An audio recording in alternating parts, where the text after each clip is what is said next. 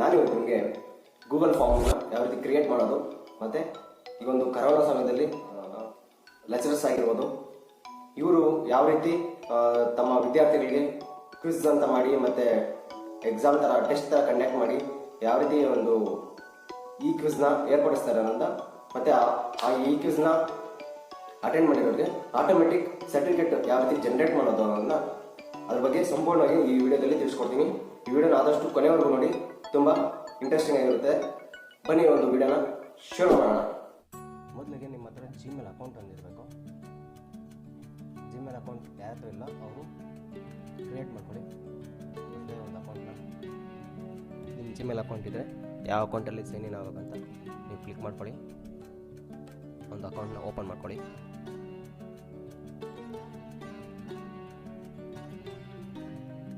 ಡೈರೆಕ್ಟಾಗಿ ನೀವು ಇಲ್ಲೇ ಗೂಗಲಲ್ಲೇ ಗೂಗಲ್ ಫಾರ್ಮ್ ಅಂತ ಟೈಪ್ ಮಾಡಿ, ಇಲ್ಲಿ Google form create and analysis survey for free ಅಂತಿದೆ, ಅದ್ರ ಮೇಲೆ ಕ್ಲಿಕ್ ಮಾಡಿ. ಇಲ್ಲ ಗೂಗಲ್ ಫಾರ್ಮ್ ಸೈನ್ ಇನ್ ಅಂತಿದೆ, ಯಾವುದಾದ್ರ ಮೇಲೆ ಒಂದ್ರ ಮೇಲೆ ಕ್ಲಿಕ್ ಮಾಡಿ. ನಂತರ ಇಲ್ಲಿ ಕಾಣಿಸ್ತಾ ಇದೆ ಮೇಲ್ಗಡೆ ಡಾಕ್ಸು, ಶೀಟ್ಸ್, ಸ್ಲೈಡ್ಸ್ ಆ್ಯಂಡ್ ಫಾರ್ಮ್ಸ್ ಅಂತ. ಈ ಫಾರ್ಮ್ಸ್ ಮೇಲೆ ಕ್ರಿಯೇಟ್ ಕ್ಲಿಕ್ ಮಾಡಿದ ತಕ್ಷಣ ಈ G suit essentials for business, ಅದು ಇದು ಪರ್ಸನಲ್ ಅಂತ ಇದೆಯಲ್ಲ, ಇದು ಗೋ ಟು ಗೂಗಲ್ ಫಾರ್ಮ್ ಇದೆ, ಅದ್ರ ಮೇಲೆ ಕ್ಲಿಕ್ ಮಾಡಿ. ಈ ರೀತಿ ನಿಮಗೆ ಹೋಮ್ ಪೇಜ್ ಕಾಣುತ್ತೆ. ನಾನು ಆಗಲೇ 4-5 ಮಾಡಿರೋ ಕಾರಣ ನಿಮಗೆ ಅದರಲ್ಲಿ ಯಾವ ರೀತಿ ಮಾಡಿದೆ ಅನ್ನೋದು ತೋರಿಸ್ತೀನಿ. ನೀವು ಹೊಸದಾಗಿ ಮಾಡ್ತಾ ಇದ್ದೀರಿ ಅಂದರೆ ಇಲ್ಲಿ ಬ್ಲ್ಯಾಂಕ್ ಅಂತ ಕಾಣ್ತಿಲ್ಲ, ಪ್ಲಸ್ ಇದ್ರ ಮೇಲೆ ಕ್ಲಿಕ್ ಮಾಡಿ. ಇದ್ರ ಮೇಲೆ ಕ್ಲಿಕ್ ಮಾಡಿದ ತಕ್ಷಣ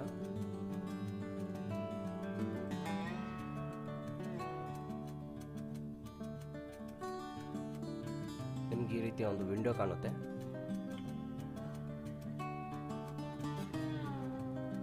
ವಿಂಡೋ ಕಂಡ ತಕ್ಷಣ ಈ ಬರೀ ಇಷ್ಟು ಮಾತ್ರ ಒಂದು ಕಾಲಮ್ ಇರುತ್ತೆ. ಇಷ್ಟು ಮಾತ್ರ ಒಂದು ಕಾಲಮ್ ಆಟೋಮೆಟಿಕ್ ಜನರೇಟ್ ಆಗಿರುತ್ತೆ. ಅಲ್ಲಿ ನೀವು ಯಾವುದ್ರ ಬಗ್ಗೆ, ಯಾವ ಟಾಪಿಕ್ ಬಗ್ಗೆ ಟೆಸ್ಟ್ ಕಂಡಕ್ಟ್ ಮಾಡ್ತಾ ಇದ್ದೀರಾ ಅಥವಾ ಕ್ವಿಜ್ ಕಂಡಕ್ಟ್ ಮಾಡ್ತಾ ಇದ್ದೀರಾ ಅದನ್ನು ಯಾವ ಕಡೆಯಿಂದ, ಅಂದರೆ ಇವಾಗ ಕಾಲೇಜ್ ಆಗಿರ್ಬೋದು, ಇಲ್ಲಿ Bharat scouts and guides Karnataka district association Kolar ಅಂತಿದೆ, ನಾವು ಇದರಿಂದ ಕಂಡಕ್ಟ್ ಮಾಡ್ತಾಯಿದ್ದೀವಿ. ಮತ್ತು ಡಿಸ್ಕ್ರಿಪ್ಷನ್ ಕೊಡಿ, ಏನು ಯಾವುದು ಟೈಪ್ ಆಫ್ ಕ್ವಿಜ್ ಇದು ಅಂತ. ಇಲ್ಲಿ ನಾನು ಕೋವಿಡ್-19 ಈ ಕ್ವಿಜ್ ಅಂತ ಕೊಟ್ಟಿದ್ದೀನಿ. ನೆಕ್ಸ್ಟ್ ಇಮೇಲ್ ಅಡ್ರೆಸ್ ಒಂದು ಕಾಲಮು, ಪಾರ್ಟಿಸಿಪೇಟ್ ಯಾರು ಮಾಡ್ತಾರೋ ಅವರು ಕಂಪಲ್ಸರಿ ಇಲ್ಲಿ ಇಮೇಲ್ ಅಡ್ರೆಸ್ನ ಹಾಕಬೇಕು. ನೆಕ್ಸ್ಟ್ ಇಲ್ಲಿ ಬಂದ ತಕ್ಷಣ ಪ್ಲಸ್ ಮೇಲೆ ಕ್ಲಿಕ್ ಮಾಡಿದ ತಕ್ಷಣ ಇಲ್ಲೊಂದು ಚಿಕ್ಕದ ಒಂದು ಕಾಲಮ್ ತೊಗೊಬೇಕಾಗುತ್ತೆ. ಅದನ್ನ ಯಾವ ರೀತಿ ಅಂತ ತೋರಿಸ್ತೀನಿ. ಇಲ್ಲಿ ಪ್ಲಸ್ ಅಂತ ಗೊತ್ತಾದ ತಕ್ಷಣ ಇಲ್ಲಿ ಮಲ್ಟಿಪಲ್ ಚಾಯ್ಸ್ ಅಂತಿದೆಯಲ್ಲ, ಇಲ್ಲಿ ಶಾರ್ಟ್ ಆನ್ಸರ್ ಅಂತ ಚೂಸ್ ಮಾಡ್ಕೊಳ್ಳಿ. ಶಾರ್ಟ್ ಆನ್ಸರ್ ಅಂತ ಚೂಸ್ ಮಾಡ್ಕೊಂಡು ತಕ್ಷಣ ನೀವು ಕ್ವಶನ್ ಅನ್ಕೊಂಡ್ರೆ ಇಲ್ಲಿ ಯಾವ ಕ್ವಶನ್ನ ಹಾಕಬೇಕು ಅಂತಿದೆ. ಇಲ್ಲಿ ವಾಟ್ ಈಸ್ ಯುವರ್ ನೇಮ್,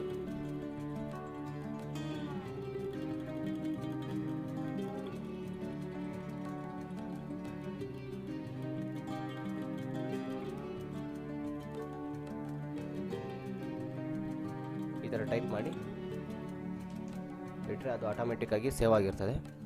ಬೇಡ ಅಂದಾಗ ಇಲ್ಲಿ ಡಿಲೀಟ್ ಆಪ್ಷನ್ ಕಾಣ್ತಾ ಇದೆಯಲ್ಲ, ಈ ಡಿಲೀಟ್ ಮೇಲೆ ಕ್ಲಿಕ್ ಮಾಡಿದರೆ ಡಿಲೀಟ್ ಆಗುತ್ತೆ.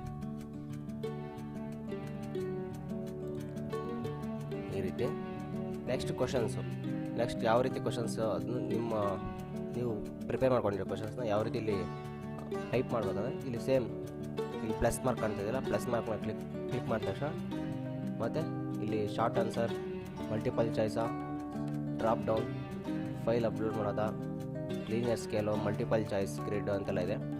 ನಮಗೆ ಸದ್ಯಕ್ಕೆ ಇಲ್ಲಿ ಮಲ್ಟಿಪಲ್ ಚಾಯ್ಸ್ ಇರೋದು ಮಲ್ಟಿಪಲ್ ಚಾಯ್ಸ್ ಅಂತ ಸೆಲೆಕ್ಟ್ ಮಾಡ್ಕೊಳ್ಳಿ. ಸೆಲೆಕ್ಟ್ ಮಾಡ್ಕೊಂಡ ತಕ್ಷಣ ಸೇಮ್ ಇದೇ ರೀತಿಯೇ ಕ್ವಶನ್ ಅಂತ ಕೇಳ್ತದೆ. ಕ್ವಶನ್ ಜಾಗದಲ್ಲಿ ಯಾವುದಾದ್ರು ನೀವು ಯಾವುದು ಕ್ವಶನ್ ಹಾಕಬೇಕು ಆ ಕ್ವಶನ್ ಹಾಕಿ. ನೆಕ್ಸ್ಟು ಇಲ್ಲಿ ಆಪ್ಷನ್ ಅಂತ ಕೇಳ್ತೇವೆ, ಈ ಆಪ್ಷನ್ ಮೇಲೆ ಕ್ಲಿಕ್ ಮಾಡಿ. ಆಪ್ಷನ್ ಮೇಲೆ ಕ್ಲಿಕ್ ಮಾಡಿದ ತಕ್ಷಣ ಈ ರೀತಿ ಎಡಿಟ್ ವಿಂಡೋ ಕಾಣುತ್ತೆ. ಈ ಎಡಿಟ್ ವಿಂಡೋದಲ್ಲಿ ನಿಮ್ಮ ಆಪ್ಷನ್ಸ್ನ ಹಾಕ್ಬೋದು. ನೆಕ್ಸ್ಟ್ ಅಂದ ತಕ್ಷಣ ಇಲ್ಲಿ ನೆಕ್ಸ್ಟು ಕ್ಲಿಕ್ ಮಾಡಿ. ಆ್ಯಡ್ ಅಂತ ಇರ್ತದೆ, ಆ್ಯಡ್ ಅನದರ್ ಅಂತಿದೆಯಲ್ಲ, ಇದ್ರ ಮೇಲೆ ಕ್ಲಿಕ್ ಮಾಡಿದರೆ ಇನ್ನೊಂದು ಆಪ್ಷನ್ ಕ್ರಿಯೇಟ್ ಆಗುತ್ತೆ. ಈ ರೀತಿ ನಾವು ಮಾಡ್ಕೊಬೋದು. ಆಪ್ಷನ್ ಬೇಡ ಅಂದರೆ ಇಲ್ಲಿ ಇಂಟು ಮಾಡ್ತಿದ್ದಲ್ಲ, ಅದ್ರ ಮೇಲೆ ಕ್ಲಿಕ್ ಮಾಡಿದರೆ ಡಿಲೀಟ್ ಆಗುತ್ತೆ ಆಪ್ಷನ್ ಮಾತ್ರ.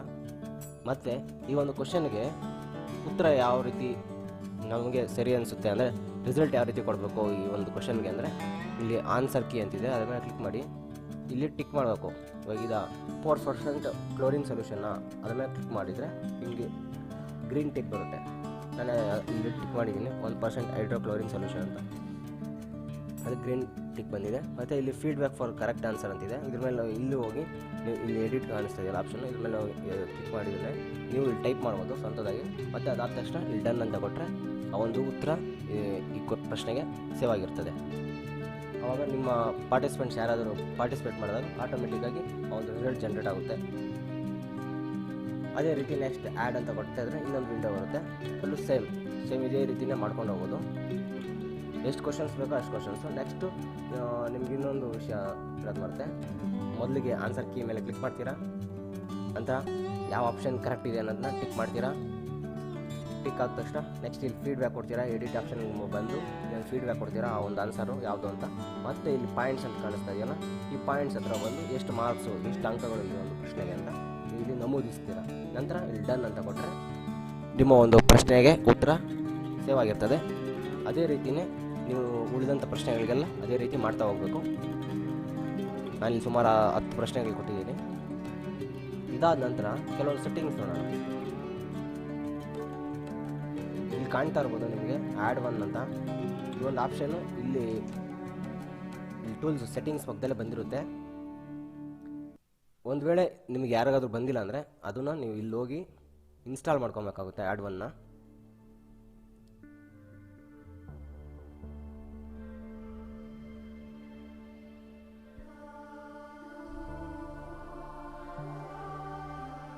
ಈ ರೀತಿ ಬಂದಾಗ ಸರ್ಟಿಫೈ ಅಂತಿದೆ, ಇದನ್ನ ಕ್ಲಿಕ್ ಮಾಡಿದರೆ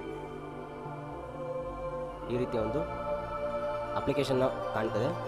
ಸೇಮ್ ನೀವು ಯಾವ ರೀತಿ ಪ್ಲೇಸ್ಟೋರಲ್ಲಿ ಹೋಗಿ ಡೌನ್ಲೋಡ್ ಮಾಡ್ಕೊಂತ ಅಪ್ಲಿಕೇಶನ್, ಅದೇ ರೀತಿ ಇಲ್ಲಿ ವೆಬ್ ಸ್ಟೋರ್ ಇದೆ, ವೆಬ್ ಸ್ಟೋರಲ್ಲಿ ಯಾವ ರೀತಿ ಇನ್ಸ್ಟಾಲ್ ಮಾಡ್ಕೊಂಡು ಅಂದರೆ ಇಲ್ಲಿ ಇನ್ಸ್ಟಾಲ್ ಅಂತ ಇರುತ್ತೆ. ಅದ್ರ ಮೇಲೆ ಕ್ಲಿಕ್ ಮಾಡಿದ ತಕ್ಷಣ ನಾನೀಗ ಇನ್ಸ್ಟಾಲ್ ಆಗಿರೋ ಕಾರಣ ಅನ್ಇನ್ಸ್ಟಾಲ್ ಅಂತ ತೋರಿಸ್ತದೆ.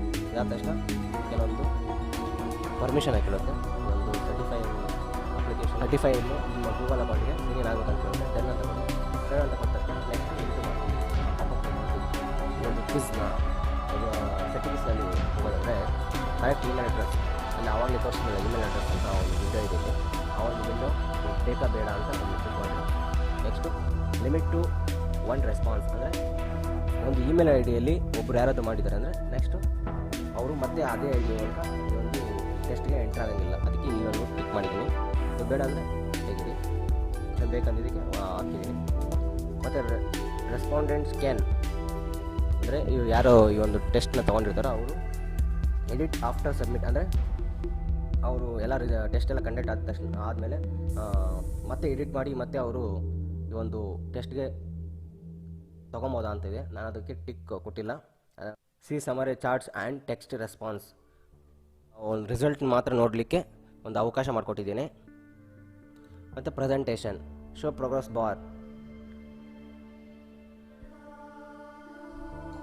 ಯಾರು ಕ್ರಿಯೇಟ್ ಮಾಡ್ತಿರೋ ಗೂಗಲ್ ಫಾರ್ಮ್ನ ಇದು ಅವ್ರಿಗೆ ರೆಸ್ಪಾನ್ಸ್ ಅನ್ನೋ ಕಾಣಲಿದೆ. ಆ ರೆಸ್ಪಾನ್ಸ್ ಅನ್ನೋ ಕಾಣಲ್ಲಿ ಶೋ ಪ್ರೋಗ್ರೆಸ್ ಬಾರ್ ಅಂತಿದೆ, ಅದಕ್ಕೆ ನಾನು ಶೋ ಪ್ರೋಗ್ರೆಸ್ ಬಾರ್ ಕೊಟ್ಟಿದ್ದೀನಿ. ಮತ್ತು ಇಲ್ಲಿ ಪ್ರೆಸೆಂಟೇಷನಲ್ಲಿ ಕೆಳಗಡೆ ನೋಡಿದರೆ ಕನ್ಫರ್ಮೇಷನ್ ಮೆಸೇಜ್ ನಮ್ಮ ಸ್ಪರ್ಧಾರ್ಥಿಗಳಿಗೆ ನೀವು ಕ್ವಿಸ್ನ ಅಟೆಂಡ್ ಮಾಡಿದ್ದೀರಾ ಥ್ಯಾಂಕ್ ಯು ಅಂತ ಹಾಕೋದು. ಮತ್ತು if you pass you will receive participle certificate shortly ಅಂತ ಒಂದು ರಿಪ್ಲೈ ಕೊಡೋದು. ನಾನು ಕಂಡಕ್ಟ್ ಮಾಡಿದ್ದೀನಿ ಒಂದು. ಮತ್ತು quiz make this is a quiz ಅಂತ ಎಸ್ ಅಂತ ಇಮಿಡಿಯೇಟ್ಲಿ ಆಫ್ಟರ್ ಈಚ್ ಸಬ್ಮಿಷನ್ ಅಂದರೆ ನೀವು ಪಾರ್ಟಿಸಿಪೇಟ್ ಮಾಡ್ತಾರೆ ಅವರು ಅಂಕಗಳನ್ನ ಇಮಿಡಿಯೇಟಾಗಿ ಸಬ್ಮಿಷನ್ ಕೊಡೋದು. ಶೀಟ್ಸಲ್ಲಿ ಸಬ್ಮಿಷನ್ ಆಗುತ್ತೆ ಆಟೋಮೆಟಿಕ್ಕಾಗಿ. ಮತ್ತು missed questions, correct questions, point values, respondent can see ಯಾರೋ ಈ ಒಂದು ಟೆಸ್ಟಲ್ಲಿ ಅಟೆಂಡ್ ಆಗಿರ್ತಾರೆ ಅವರಲ್ಲೂ ಈ ಮಿಸ್ಡ್ ಕ್ವಶನ್ಸ್ ನೋಡ್ಬೋದು, ಕರೆಕ್ಟ್ ಆನ್ಸರ್ ನೋಡ್ಬೋದು, ಮತ್ತು ಪಾಯಿಂಟ್ ವ್ಯಾಲ್ಯೂಸು ಅದೇ ಕರೆಕ್ಟ್ ಆನ್ಸರ್ಸ್ ಯಾವ್ದಿದೆ ಅಂತ ನೋಡ್ಬೋದು. ಮತ್ತು ಸೇವ್ ಕೊಟ್ಟರೆ ಸೇವ್ ಆಗಿರ್ತದೆ. ನಂತರ ಇಲ್ಲಿ ಬರೋದಾದರೆ ಇಲ್ಲಿ ಸೆಂಡ್ ಅಂತ ಆಪ್ಷನ್ ಇದೆ. ಇದು ಸೆಂಡ್ ಅಂತ ಆಪ್ಷನ್ ಇದೆ. ಇಲ್ಲಿ ಮೇಲ್ ಮೇಲ್ ಮೂಲಕ ತಿಳಿಸ್ಬೋದು. ಮತ್ತು ಲಿಂಕ್ ಇದೆ, ಇಲ್ಲಿ ಲಿಂಕು ದೊಡ್ಡದಾಗಿದೆ. ಶಾರ್ಟ್ ಮಾಡ್ಕೊಬೋದು. ಶಾರ್ಟ್ ಮಾಡಿಕೊಂಡು ಈ ಒಂದು URLನ ನಿಮ್ಮ ಫೇಸ್ಬುಕ್ ಆಗಿರ್ಬೋದು ಮತ್ತು ನಿಮ್ಮ ವೆಬ್ಸೈಟಲ್ಲಿ ಆಗಿರ್ಬೋದು, ನಿಮ್ಮ ಗ್ರೂಪ್ಸ್ ಯಾವುದಾದಿದ್ರೂ ಆ ವಾಟ್ಸಪ್ ಗ್ರೂಪ್ಸಲ್ಲಿ ಅವ್ರಿಗೆ ಕಳಿಸ್ಬೋದು. ಮತ್ತು ಇಲ್ಲಿ HTML ಒಂದು ಲಿಂಕ್ ಇದೆ. ಈ ಒಂದು HTML ಲಿಂಕನ್ನು ನಿಮ್ಮ ವೆಬ್ಸೈಟಲ್ಲಿ ಅಥವಾ ಬ್ಲಾಗಲ್ಲಿ ಈ ಒಂದು URLನ ಹಾಕಿದರೆ ಅಲ್ಲಿ ಈ ಥರದೊಂದು ಪಾಪಪ್ ವಿಂಡೋ ಅಡ್ವರ್ಟೈಸ್ ಆಗಿ ಕಾಣ್ತಾ ಇರ್ತದೆ. ಅದ್ರ ಮೇಲೆ ಕ್ಲಿಕ್ ಮಾಡಿದರೆ ನೀವು ಡೈರೆಕ್ಟ್ ಗೂಗಲ್ ಫಾರ್ಮ್ಗೆ ಹೋಗ್ಬೋದು. ನಂತರ ಇದನ್ನ ಕಾಪಿ ಮಾಡ್ಕೊಳ್ಳಿ, ಈ ಒಂದು ಯು ಆರ್ ಎಲ್ನ ಕಾಪಿ ಮಾಡಿಕೊಂಡು ನಿಮ್ಮ ಫೇಸ್ಬುಕ್ಕು ಅಥವಾ ವಾಟ್ಸಪ್ಪಲ್ಲಿ ಶೇರ್ ಮಾಡಿ. ನಂತರ ಇಲ್ಲಿ ಥೀಮ್ ಇದೆ, ಅಂದರೆ ನಿಮ್ಮ ಒಂದು ವಿಡಿಯೋ ಯಾವ ರೀತಿ ಕಾಣಬೇಕು ಅಂತ ಇಲ್ಲಿ ನಿಮ್ಗೆ ಇಲ್ಲಿ ಕಾಣಿಸ್ತಾ ಇರ್ಬೋದು. ಬ್ಯೂರೇಟು, ಪಿಪೆಟ್ಟು ಮತ್ತು ಟೆಸ್ಟ್ ಎಲ್ಲ ಒಂದು ಇಮೇಜ್ ಕಾಣಿಸ್ತಿದೆ ಮೈಕ್ರೋಸ್ಕೋಪ್ ಎಲ್ಲ, ಅದನ್ನು ನಾನು ಇಲ್ಲಿ ಅಪ್ಲೋಡ್ ಮಾಡಿದ್ದೀನಿ ಇಮೇಜಸ್ನಲ್ಲಿ. ಒಂದು ಇಮೇಜ್ನ ಈ ಥರ ಕಾಣ್ತದೆ. ನಿಮಗೆ ಯಾವ್ದು ಇಷ್ಟ ಆಗುತ್ತೋ ಆ ಒಂದು ಇಮೇಜ್ನ ಕ್ಲಿಕ್ ಮಾಡಿ, ನಾನು ಈ ಇಮೇಜ್ ಚೆನ್ನಾಗಿದೆ ಅಂತ ಇದೆ, ಅದಕ್ಕೆ ಇನ್ಸರ್ಟ್ ಕೊಟ್ಟರೆ ಇನ್ಸರ್ಟ್ ಆಗುತ್ತೆ.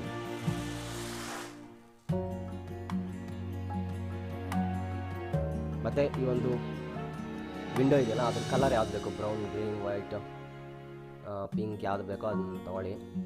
ಎಲ್ಲೋ ಅಂದರೆ ಎಲ್ಲೋ ಇರುತ್ತೆ, ಆಟೋಮೆಟಿಕಾಗಿ ಸೇವ್ ಆಗುತ್ತೆ. ಮತ್ತು ಬ್ಯಾಕ್ಗ್ರೌಂಡ್ ಯಾವ್ದು ಬೇಕೋ, ಲೈಟ್ ಬೇಕಾ, ಬ್ರೌನ್, ಲೈಟ್ ಗ್ರೇಷ್ ಆಗಿದೆ. ಮತ್ತು ಟೆಕ್ಸ್ಟ್ ಫಾಂಟ್ ಸ್ಟೈಲು ಯಾವುದ್ರಲ್ಲಿ ಬೇಕು ಅಂತ ನಾನು ಫ್ಲೇಪಲ್ ಅಂತ ಟೆಕ್ಸ್ಟ್ನ ಚೂಸ್ ಮಾಡ್ಕೊಂಡಿದ್ದೀನಿ, ಅದು ಆಟೋಮೆಟಿಕ್ಕಾಗಿ ಸೇವ್ ಆಗುತ್ತೆ. ಈಗ ಆದ ಬಳಿಕ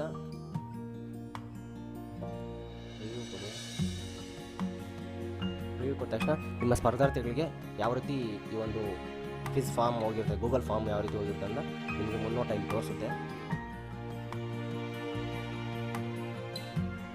ಅವ್ರ ಇಮೇಲ್ ಅಡ್ರೆಸ್ಸು ಮತ್ತು ಅವ್ರ ನೇಮು ಈ ರೀತಿ ಕಾಣಿಸುತ್ತೆ. ನಂತರ ನೋಡ್ತಾ ಇರ್ಬೋದು ಟೋಟಲ್ ಪಾಯಿಂಟ್ಸ್ 20 ಅಂತಿದೆ. 10 ಕ್ವಶನ್ನು, 1 ಕ್ವಶನ್ಗೆ 2 ಅಂಕಗಳು. ನೀವು ಪ್ರಿವ್ಯೂ ನೋಡಿದ್ರಲ್ಲ, ಈಗ ರೆಸ್ಪಾನ್ಸ್ ಕಾಲಮ್ ನೋಡಿ.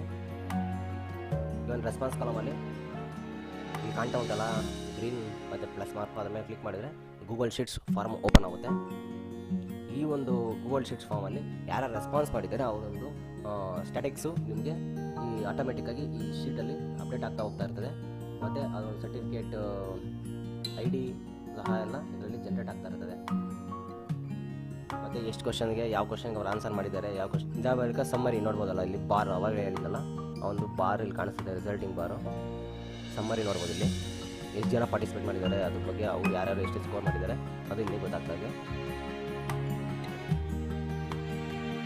ಮತ್ತು ಎಷ್ಟು ಜನ ಕರೆಕ್ಟಾಗಿ ಆನ್ಸರ್ ಕೊಟ್ಟಿದ್ದಾರೆ ಅದು ಸಹ ಇಲ್ಲಿ ಸ್ಟ್ಯಾಟಿಕ್ಸ್ ತೋರಿಸ್ತದೆ. ಮತ್ತು ಕ್ವಶನ್ ವೈಸ್ ನೋಡೋದಾದರೆ ಕ್ವಶನ್ನು ರೀತಿ ಕಾಣ್ತದೆ, ಯಾರ್ಯಾರು ಪಾರ್ಟಿಸಿಪೇಟ್ ಬರೀ ಕ್ವಶನ್ ಅಂದರೆ ಬರೀ ಕ್ವಶನ್ ನೋಡ್ಬೋದು, ಇಲ್ಲಿ ಚೇಂಜ್ ಮಾಡ್ಬೋದು.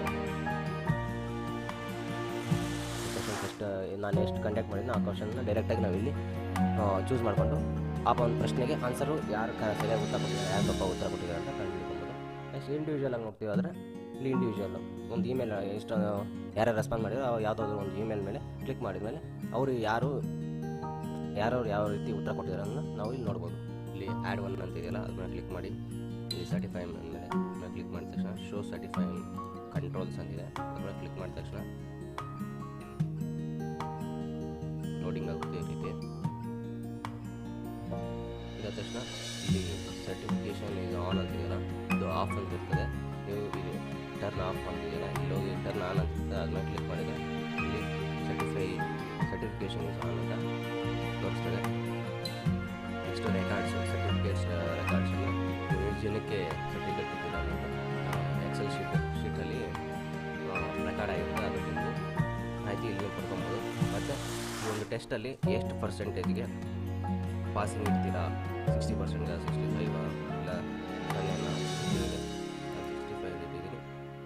ಮತ್ತು ಟೆಂಪ್ಲೇಟ್ಸ್, ಇಲ್ಲಿ ಸರ್ಟಿಫಿಕೇಟು ಯಾವ ರೀತಿ ಸರ್ಟಿಫಿಕೇಟ್ನ ಪಡ್ಕೊಳೋದು ಅಂತ ಇಲ್ಲಿ ಪ್ರಿವ್ಯೂ ಕೊಟ್ಟರೆ ಪ್ರಿವ್ಯೂ ಆಲ್ ಅಂತ ನಿಮಗೆ ತೋರಿಸ್ತಾರೆ. ಇಲ್ಲಿ ಯಾವ ರೀತಿ ಸರ್ಟಿಫಿಕೇಟ್ಸು ಇಲ್ಲಿ ಅವೈಲೇಬಲ್ ಇದೆ ಅಂತ.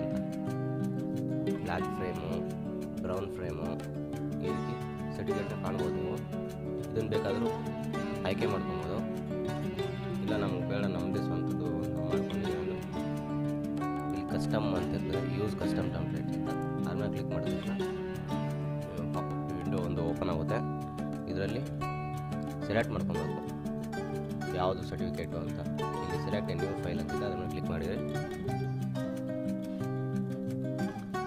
ಇಲ್ಲಿ ತೋರಿಸುತ್ತೆ ಎಷ್ಟು ಸರ್ಟಿಫಿಕೇಟ್ಸ್ ಅವೈಲೇಬಲ್. ನನಗೆ ಸ್ಟೂಡೆಂಟ್ ಸರ್ಟಿಫಿಕೇಟ್ ಅಂತಿದೆ, ಅದನ್ನ ಕ್ಲಿಕ್ ಮಾಡ್ತೀನಿ, ಸೆಲೆಕ್ಟ್ ಮಾಡ್ತೀನಿ, ಸೇವ್ ಚೇಂಜಸ್ ಅಂತ. ನಂತರ ಇಲ್ಲಿ ಕೋಟಾ ಇದೆ, ಒಂದು ದಿನಕ್ಕೆ 100 ಜನಕ್ಕೆ ಒಂದು ಸರ್ಟಿಫಿಕೇಟ್ನ ಕೊಡ್ಬೋದು ಅಷ್ಟೇ. ಆಮೇಲೆ ಅದು ಆಟೋಮೆಟಿಕ್ಕಾಗಿ ಮುಂದಿನ ದಿನಕ್ಕೆ ವರ್ಗ ಆಗಿರ್ತದೆ. ಇಲ್ಲಿ ಮೋರ್ ಅಡ್ವಾನ್ಸ್ ಅಂತಿದೆ, ಅದನ್ನು ಕ್ಲಿಕ್ ಮಾಡಿದರೆ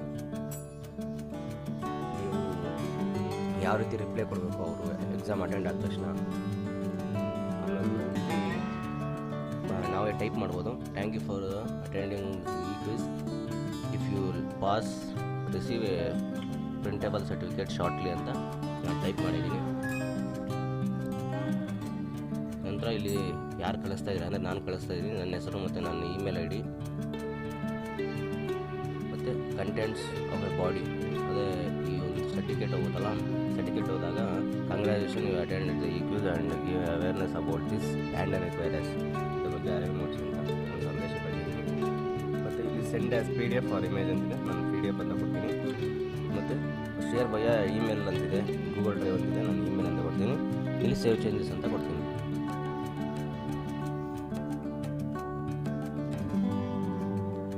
ಇದಾದ ಬಳಿಕ ನೀವು ಯಾವ ರೀತಿ ಒಂದು ಸರ್ಟಿಫಿಕೇಟ್ನ ನೀವೇ ಸ್ವಂತವಾಗಿ ಮಾಡ್ಕೊಂಡು ಗೂಗಲ್ ಡಾಟ್ ಕಾಣ್ತದೆ, ಈಗ ಡಾಟ್ಸ್ ಅಂತ ಕಾಣಿಸ್ತದೆ.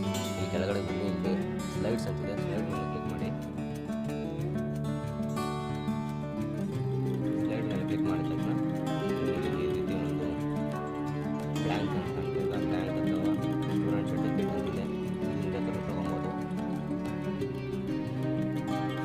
ಟೆಂಪ್ಲೇಟ್ಸ್ ಗ್ಯಾಲರಿ ಅಂತಿದೆ, ಕ್ಲಿಕ್ ಮಾಡಿದರೆ ಇಲ್ಲಿ ಕಾಣ್ಬೋದು ನಿಮ್ಗೆ ಯಾವ ರೀತಿ ಬೇಕು ಅಂತ ಸರ್ಟಿಫಿಕೇಟ್ ಬೇಕಾಗಿರೋದ್ರಿಂದ ಇಲ್ಲಿ ಸ್ಟೂಡೆಂಟ್ ಸರ್ಟಿಫಿಕೇಟ್ ಇದೆ.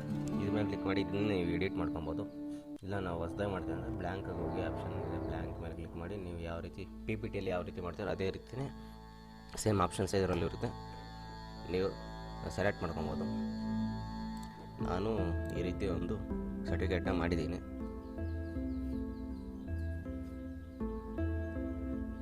ಮತ್ತು ಇಲ್ಲಿ ಸರ್ಟಿಫಿಕೇಟಲ್ಲಿ ಕೆಲವೊಂದು ವಿಚಾರನ ಹೇಳ್ತೀನಿ.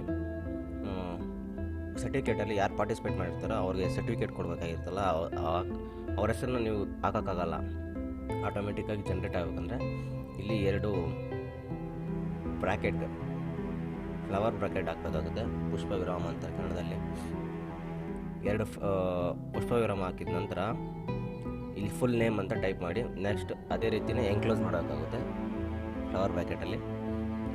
ನಂತರ as participated and performed excellent in online COVID-19 ಈ ಕ್ವಿಜ್ ಆರ್ಗನೈಸ್ಡ್ ಬೈ ಯಾವ ಸಂಸ್ಥೆ ಒಂದು ಆರ್ಗನೈಸ್ ಮಾಡ್ತಾಯಿದೆ ಅದನ್ನು ಅಲ್ಲಿ ಹಾಕಿ ನೆಕ್ಸ್ಟ್ ನಾನಿಲ್ಲಿ keep up the great work ಅಂತ ಹಾಕಿದ್ದೀನಿ. ನೀವು ಸ್ಲೋಗನ್ ಯಾವ್ದು ಹಾಕ್ಬೋದು. ಮತ್ತು ಡೇಟಲ್ಲೂ ಅಷ್ಟೇ ಪುಷ್ಪವಿರಾಮ ಹಾಕಿ ಡೇಟ್ ಅಂತ ಹಾಕಿ ಮತ್ತು ಎನ್ಕ್ಲೋಸ್ ಮಾಡಿ ಪುಷ್ಪವಿರಾಮದಲ್ಲಿ ಅದು ಆಟೋಮೆಟಿಕ್ಕಾಗಿ ಜನ್ರೇಟ್ ಆಗುತ್ತೆ. ಪುಷ್ಪವಿರಾಮ ಬಿಟ್ಟು ಬೇರೆದು ಹಾಕಕ್ಕೆ ಹೋಗಬೇಡಿ, ಜನ್ರೇಟ್ ಆಗೋಲ್ಲ. ಮತ್ತು ಸರ್ಟಿಫಿಕೇಟ್ ID, ಈ ಒಂದು ಸರ್ಟಿಫಿಕೇಟಿಗೆ ID ಆಟೋಮೆಟಿಕ್ಕಾಗಿ ಜನ್ರೇಟ್ ಆಗುತ್ತೆ, ಅದು ಎಕ್ಸೆಲ್ ಶೀಟಲ್ಲಿರುತ್ತೆ, ಅದು ಹಾಗೆ ಇಲ್ಲಿ ಬಂದು ಪೇಸ್ಟ್ ಆಗುತ್ತೆ. ಸರ್ಟಿಫಿಕೇಟ್ ID ಸೇಮ್ ಅದೇ ರೀತಿ ಫ್ಲವರ್ ಬ್ರಾಕೆಟ್ ಹಾಕಿ ಸರ್ಟಿಫಿಕೇಟ್ ID ಅಂತ ಹೊಡೆದು ಮತ್ತು ಎನ್ಕ್ಲೋಸ್ ಮಾಡಿ ಸರ್ಟಿಫಿಕೇಟ್ ID ನ. ನೆಕ್ಸ್ಟ್ ಇಲ್ಲಿ ಯಾರು ಈ ಒಂದು ಆರ್ಗನೈಸ್ಗೆ ಸಹಿ ಹಾಕಬೇಕು, ಈ ಕ್ವಿಜ್ನ ಆರ್ಗನೈಸ್ ಯಾರು ಮಾಡಿರ್ತಾರೋ ಅವ್ರದ್ದು ಒಂದು ಸಹಿ ಆಗಿರಬೇಕು. ಡಿಸ್ಟಿಕ್ BSG ಚೀಫ್ ಕಮಿಷನರ್ ಅಂತ ಹಾಕಿದ್ದೀನಿ, ಜಿಲ್ಲೆಗೆ ಅವರು ಆಯುಕ್ತರು, ಅದಕ್ಕೆ ಅವರ ಸಹಿ ಇರಲಿ ಅಂತ ಹಾಕಿ ಇಲ್ಲಿ ಅವ್ರದ್ದು ಸಹಿ ಈ ಸೈನು ಹಾಕಿ, ಈ ಸೈನ್ ಇದೆ ಚೆನ್ನಾಗಿರ್ತದೆ, ಸ್ಕ್ಯಾನ್ ಮಾಡಿ ಅದು ಹಾಕೋದ್ರೆ ಕಳೆ ಇರಲ್ಲ, ಅದಕ್ಕೆ ಈ ಸೈನ್ ಉತ್ತಮ ಅಂತ ಹೇಳ್ತೀನಿ. ಈ ರೀತಿ ಆದ ತಕ್ಷಣ ಅದು ಆಟೋಮೆಟಿಕ್ಕಾಗಿ ಸೇವ್ ಆಗಿರ್ತದೆ. ನಂತರ ನೀವು ಬಂದು ಇಲ್ಲಿ ಸ್ಟೂಡೆಂಟ್ ಸರ್ಟಿಫಿಕೇಟ್ ಇಲ್ಲಿ ಟೆಂಪ್ಲೇಟ್ಸ್ ಅಂತಿದೆಯಲ್ಲ ಅದ್ಮೇಲೆ ಕಸ್ಟಮ್ ಅಂತ ಕಸ್ಟಮ್ ಟೆಂಪ್ಲೇಟ್ ಮೇಲೆ ಕ್ಲಿಕ್ ಮಾಡಿ, ಕಸ್ಟಮ್ ಟೆಂಪ್ಲೇಟ್ ಮೇಲೆ ಕ್ಲಿಕ್ ಮಾಡಿದ ತಕ್ಷಣ ಸೇಮ್ ಸೆಲೆಕ್ಟ್ ಮಾಡ್ಕೊಳ್ಳಿ, ಸೇವ್ ಚೇಂಜಸ್ ಅಂತ ಕ್ಲಿಕ್ ಮಾಡಿ, ಅದು ಆಟೋಮೆಟಿಕ್ಕಾಗಿ ಜನ್ರೇಟ್ ಆಗುತ್ತೆ. ಇಷ್ಟು ಮಾಡಿದರೆ ನಿಮ್ಮ ಒಂದು ಈ ಕ್ವಿಜ್ ಕ್ವಶನ್ಸು ಮತ್ತು ಪಾರ್ಟಿಸಿಪೇಟ್ ಮಾಡಿದವ್ರಿಗೆ ಮತ್ತು ಪಾರ್ಟಿಸಿಪೇಟ್ ಇದರಲ್ಲಿ ಯಾರು ಮಾಡಿರ್ತಾರೋ ಅವ್ರಿಗೆ ಸರ್ಟಿಫಿಕೇಟ್ ಆಟೋಮೆಟಿಕ್ ಯಾವ ರೀತಿ ಜನ್ರೇಟ್ ಆಗೋದನ್ನ ನಿಮಗೆ ಸರಳವಾಗಿ ಅರ್ಥ ಆಗೋ ರೀತಿ ಹೇಳಿಕೊಟ್ಟಿದ್ದೀನಿ. ಈ ವಿಷಯ ಎಲ್ಲರಿಗೂ ಅರ್ಥ ಆಗಿದೆ ಅಂತ ತಿಳ್ಕೊಳ್ತೀನಿ. ಅರ್ಥ ಆಗಿದ್ರೆ ದಯವಿಟ್ಟು ಲೈಕ್ ಮಾಡಿ, ಹಾಗೆ ನೀವು ಸ್ನೇಹಿತರಿಗೂ ತಿಳಿಸಿ, ಸಬ್ಸ್ಕ್ರೈಬ್ ಮಾತ್ರ ಮರಿಬೇಡಿ. ಸಿಗೋಣ ಮುಂದಿನ ವಿಡಿಯೋದಲ್ಲಿ. ನಮಸ್ಕಾರ.